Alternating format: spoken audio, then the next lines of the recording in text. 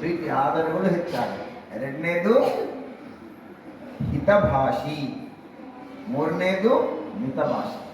ಈ ಮೂರನ್ನು ನಾವು ಜೀವನದಲ್ಲಿ ಅಳವಡಿಸಿಕೊಂಡಾಗ ನಾವು ರಾಮನಂತೆ ಆಗುವುದು. ಆ ರಾಮನ ಗುಣ ನಮ್ಮಲ್ಲಿ ಬೆಳೀತದೆ. ರಾಮನಿಗೆ ಪಟ್ಟಾಭಿಷೇಕ ಅಂತ ನಿಶ್ಚಯ ಆಯಿತು, ಅದೆಲ್ಲ ಕಥೆಯಲ್ಲಿ ಕೇಳಿದ್ದೀವಿ ನಾವು. ಪಟ್ಟಾಭಿಷೇಕ ಅಂತ ನಿಶ್ಚಯ ಆಗಿ ರಾಮ ಎಷ್ಟು ಖುಷಿಯಲ್ಲಿದ್ದ, ನಾಳೆ ಪಟ್ಟಾಭಿಷೇಕ ಅಂತ. ಹಾಗೆ ರಾಮ ಬೆಳಗ್ಗೆ ಸ್ನಾನ ಮಾಡಿ, ಏನೇನು ಸ್ನಾನ ಮಾಡಿಸಿದ್ದಾರೆ ಆಯ್ತು. ಅವನಿಗೆ ಮೊದಲು ಎಣ್ಣೆ ಎಲ್ಲ ಹಾಕಿ ಸ್ನಾನ ಮಾಡಿಸಿದ್ರು ಚಂದಕ್ಕೆ.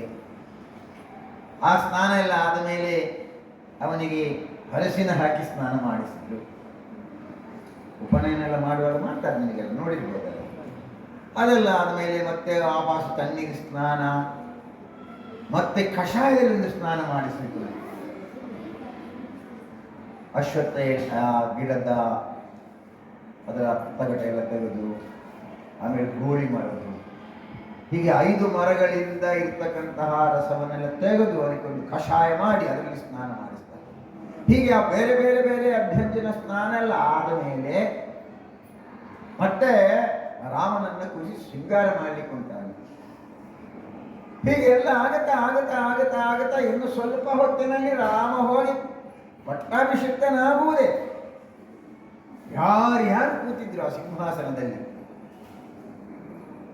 ರಘುಕುಲ ಲಲಾಮ ಅಂತ ಹೆಸರು ಬರಲಿಕ್ಕೆ ಕಾರಣನಾಗಿರುವವನು ಹುಟ್ಟಿರು ರಘು ಅಂತ, ದಿಲೀಪ ಚಕ್ರವರ್ತಿಯ ಮಗ. ಅವನದಲ್ಲಿ ಕೂತಿದ್ದ. ಸತ್ಯವನ್ನೇ ಹೇಳಿರುವ ಒಬ್ಬ ಇದ್ನಲ್ಲ ರಾಮನ ಕುಲದಲ್ಲಿ. ಯಾರವನು? ರಾಮನ ಪೂರ್ವಜ ಯಾರು?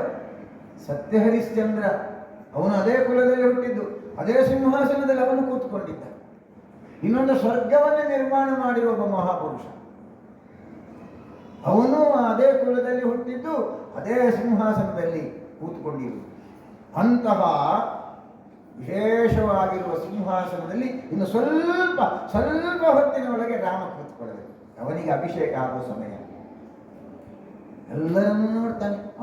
ಕೈಕಮ್ಮ ಇದ್ದಾರೆ, ಆ ಕಡೆ ನೋಡಿದ್ರೆ ಕೌಸಲ್ಯಮ್ಮ ಇದ್ದಾರೆ ಅಂತ ಎಲ್ಲರನ್ನು ನೋಡ್ತಾ ನೋಡ್ತಾ ನೋಡ್ತಾ ಇದ್ದಾನೆ. ಕೈಕಮ್ಮನಾಗೆ ಕಂಡದ್ದು ಮಾತ್ರ, ಇದು ಕೈಕೆ ಅಲ್ಲ. ಕೌಸಲ್ಯ ಕಾಣ್ತಾರೆ, ಸುಮಿತ್ರೆ ಕಾಣ್ತಾರೆ, ಎಲ್ಲರೂ ಕಾಣ್ತಾರೆ.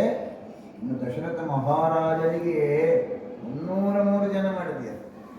ಅವರೆಲ್ಲ ಆಸೀನರಾಗಿದ್ದರು. ಒಬ್ಬಳು ಮಾತ್ರ ಇಲ್ಲ. ತಾನು ತುಂಬ ಶ್ರದ್ಧಾ ಭಕ್ತಿಯಿಂದ ಕಾಣ್ತಾ ಇರುವ ಭರತನ ತಾಯಿ ಕೈಕೆ ಇಲ್ಲ. ಲಕ್ಷ್ಮಣನ ಹತ್ತಿರಗೆ ಕರೆದು ಹೇಳಿ, ಹೋಗು. ಕೈಕಮ್ಮ ಬರಲಿಲ್ಲ. ಯಾಕೆ ಬರಲಿಲ್ಲ? ಹೋಗಿ ನೋಡ್ಕೊಂಡು ಬರಬೇಕು ಅಂತ ಹೇಳಿದಾಗ